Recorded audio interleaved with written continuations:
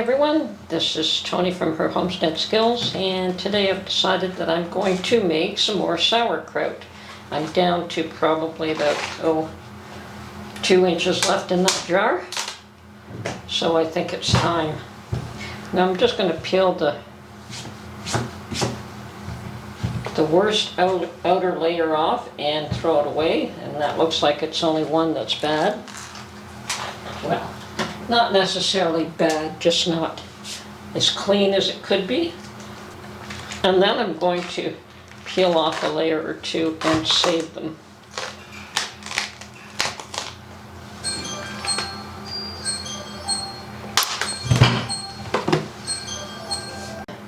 Okay, I have sliced my cabbage into quarters, and I've already processed the first quarter and put it in a bowl, and I'm going to continue to slice them on my mandolin.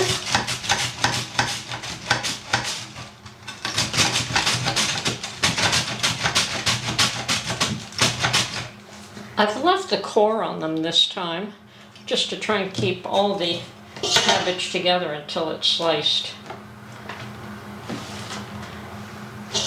There we go.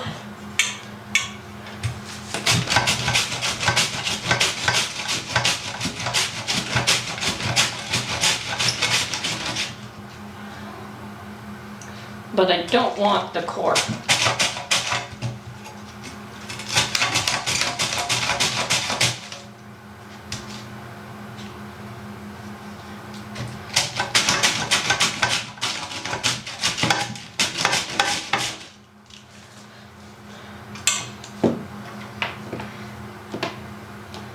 There we go. Okay. That's half of it done. Continue along here.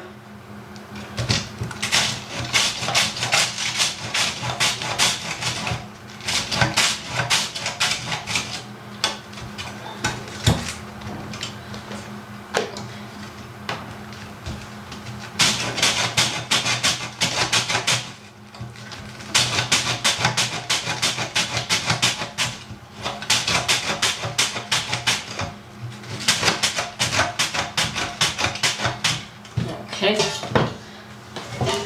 see what beautiful thin slices this makes, and that's what I'm looking for.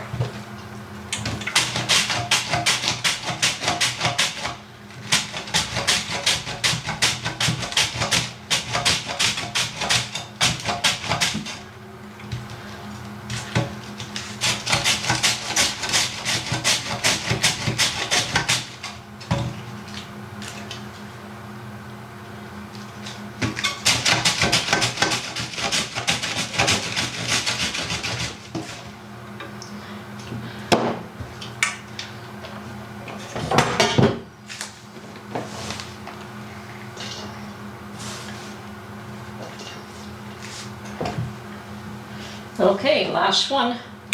That didn't take too long, actually.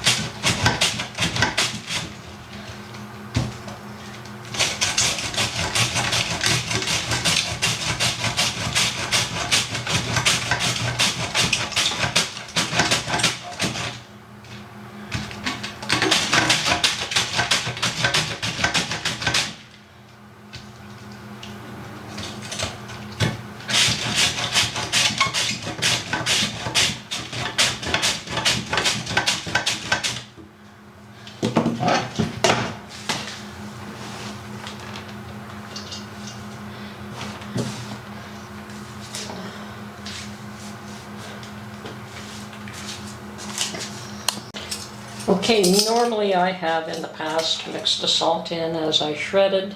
This time I didn't do it, so I'm going to mix my salt in now. And for a 5-pound of cabbage, you want 3 tablespoons of salt.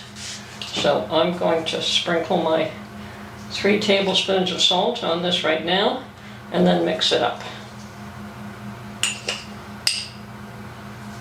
Okay.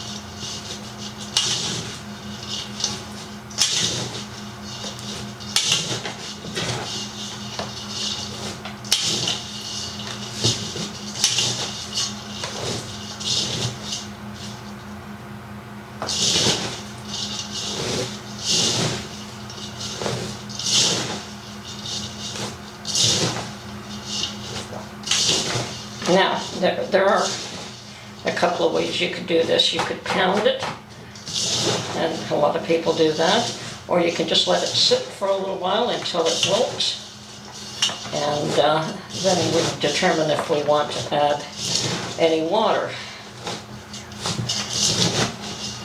It's already starting to wilt here, so the salt will certainly encourage that. Now I do want to put it in this mason jar. But I'm going to let this sit for a little while. And I think I've got the salt pretty much mixed up at this point.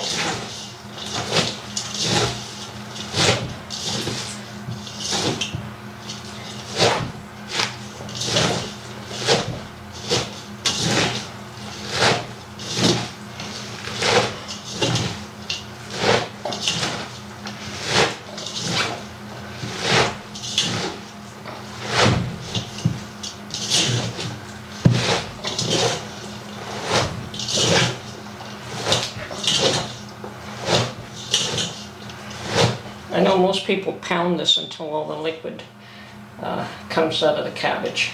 But as I said, I'm going to let this sit for a little while, and then we'll see if I choose to pound it or just put it in the jar and pound it from there. But so far, I'm pleased with that. Okay, at this point I am going to start to fill up my mason jar. I'm certainly going to pound it a whole lot more once it's in there.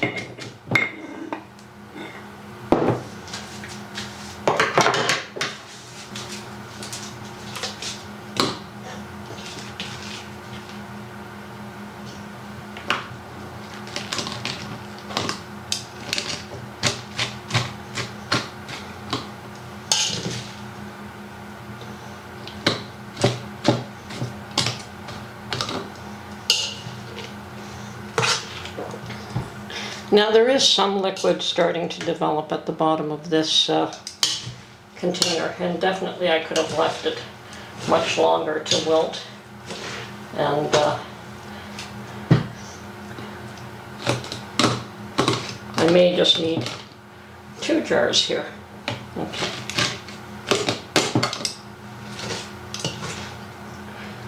But I don't think so. I'm hoping I can get them all in one.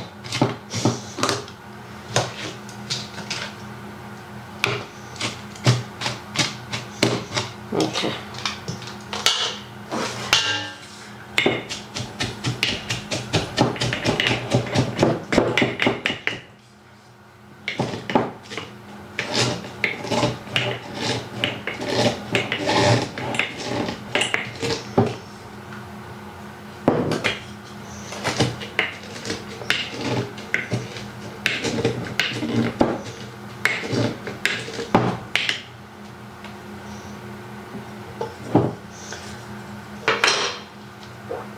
You can allow the cabbage to develop its own liquid, as I said, or you can add water to this if you so choose.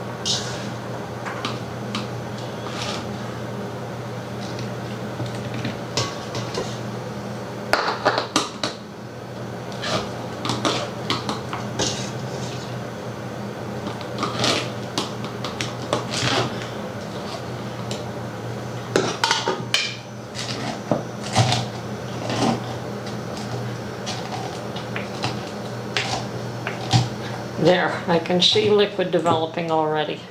Okay, just got a little bit left here.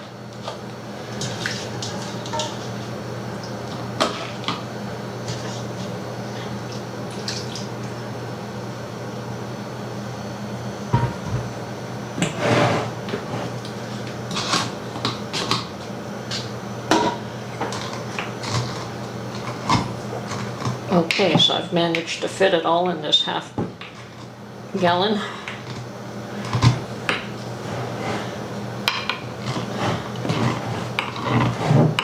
And you want to submerge it all underneath the liquid. And as I said, if you're not happy with the amount of liquid that it produces, just add a bit more water. But we seem to have done quite well here.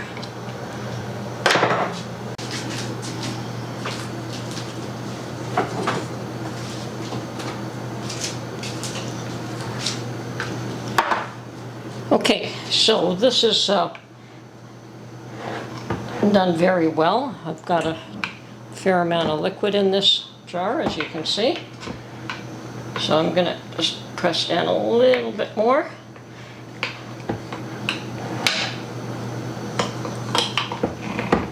There it is.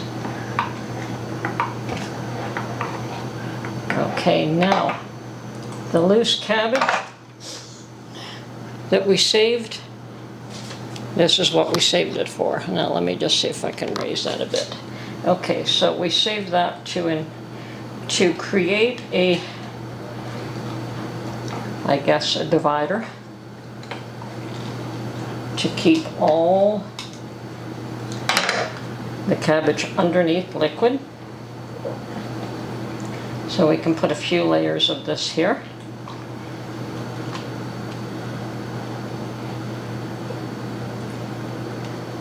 And I've got definitely more cabbage than what I need here, but that's okay too.